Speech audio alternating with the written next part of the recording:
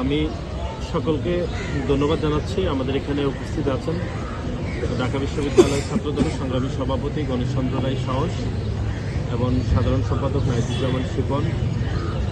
উপস্থিত আছেন সিনিয়র যুগ্ম সাধারণ সম্পাদক নাসিরুদ্দিন শাওন, আমাদের নম্বর সহসভাপতি আনিসুর রহমান খন্দকার, অনেক শামীম আখতার শুভ সহ আমাদের কেন্দ্রীয় সংসদের মানসুর আলম, মমিনুল ইসলাম জিসান উপস্থিত ছিলেন এবং আমাদের ঢাকা বিশ্ববিদ্যালয়ের বিভিন্ন পর্যায়ের নেতৃবৃন্দ উপস্থিত আছেন। আপনারা ইতিমধ্যে সকলেই জানেন যে আমাদের দলের চেয়ারপারসন সাবেক সফল প্রধানমন্ত্রী, যিনি বাংলাদেশের 8 দশকের বেশি সময় ধরে বাংলাদেশের গণতান্ত্রিক রাজনীতিতে যিনি নেতৃত্ব দিয়েছেন এবং সরকার পরিচালনা করেছেন 3 বার এবং দীর্ঘ সময় ধরে তিনি গণতান্ত্রিক আন্দোলনে আসলে বেশি নেতৃত্ব দিয়েছেন। তিনি গত 30শে ডিসেম্বর হচ্ছে দুনিয়া থেকে তিনি চলে গিয়েছেন। বাংলাদেশ জাতীয়তাবাদী ছাত্র দলের সমস্ত নেতাকর্মীরা গভীরভাবে শোকাহত এবং যেহেতু গত 2 দিন ক্যাম্পাস বন্ধ ছিল, আজকে বাংলাদেশ জাতীয়তাবাদী ছাত্র দলের উদ্যোগে ঢাকা বিশ্ববিদ্যালয়ে আজকে এখানে একটি শোক বই রাখা হয়েছে। এটি এই জন্যই রাখা হয়েছে যে দীর্ঘ আন্দোলন সংগ্রামের বাহিরে বাংলাদেশ জাতীয়তাবাদী দলের চেয়ারপারসন দেশনেত্রী বেগম খালেদা জিয়া বাংলাদেশের শিক্ষাঙ্গনে উনি অপরিসীম ভূমিকা রেখেছেন। বিশেষ করে নারী শিক্ষার্থীদেরকে আরও কীভাবে অগ্রসর করা যায় এবং দেশে বিদেশে নারী শিক্ষার যে অগ্রগতি সেটি দেশনেত্রী বেগম খালেদা জিয়া দেখিয়েছেন। এটি শুধু বাংলাদেশে তিনি এটি করে দেখাননি, বরং বাংলাদেশ থেকে অনুপ্রাণিত হয়ে বিশ্বের অনেক দেশে নারী শিক্ষাকে আরও কীভাবে অগ্রসর করা যায় সেটি দেশনেত্রী বেগম খালেদা জিয়া দেখিয়েছেন। সুতরাং আমরা আজকে এখানে উপস্থিত হয়েছি দেশনেত্রী বেগম খালেদা জিয়ার প্রতি সাধারণ শিক্ষার্থীদের আসলে কীরকম অনুভূতি থাকে, তারা দেশনেত্রী বেগম খালেদা জিয়ার বিষয়ে তাদের চিন্তা ভাবনা অনুভূতিগুলো এখানে লিপিবদ্ধ করবেন।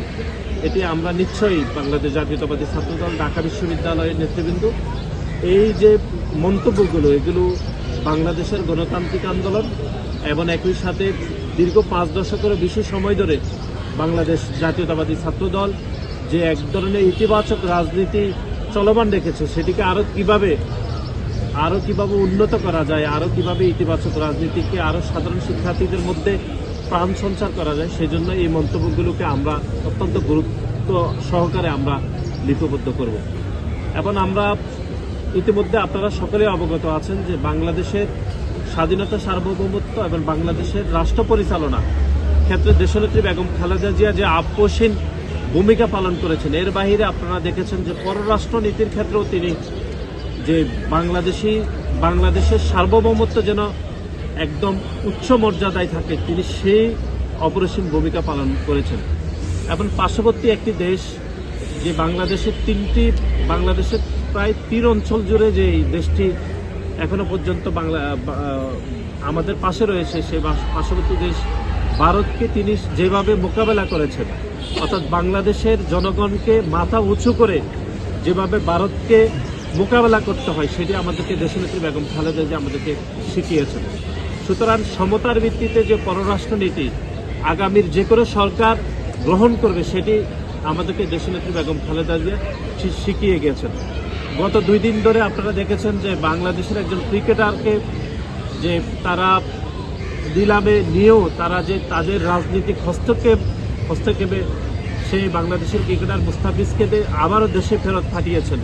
এটি আমি মনে করি বাংলাদেশের স্বাধীনতা, সার্বভৌমত্ব এবং একই সাথে ভারতের যে কট্টরপন্থী যে হিন্দুত্ববাদী যে সংগঠনগুলো রয়েছে তাদের কাছে ভারতের এখনকার যে সরকার, সেই সরকার এক ধরনের মাথা নত করেছে বলে আমাদের মনে হয়।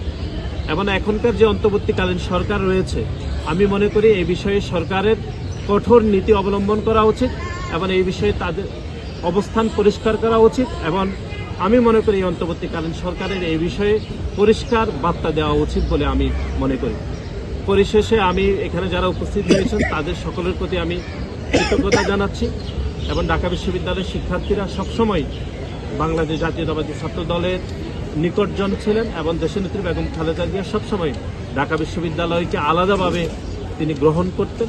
আমি বিশ্বাস করি ঢাকা বিশ্ববিদ্যালয়ের শিক্ষার্থীরা তাদের মন্তব্যগুলো দেশনেত্রী বেগম খালেদা জিয়ার বিষয়ে এখানে লিপিবদ্ধ করবেন। সেগুলো ভবিষ্যতে আমরা আমাদের দৈনন্দিন কাজে, আমাদের রাজনৈতিক, সামাজিক, অর্থনৈতিক এবং পররাষ্ট্রনীতির ক্ষেত্রে এগুলো আমরা লিপিবদ্ধ করতে পারবো। আপনাদের সকলকে আমি ধন্যবাদ জানাচ্ছি।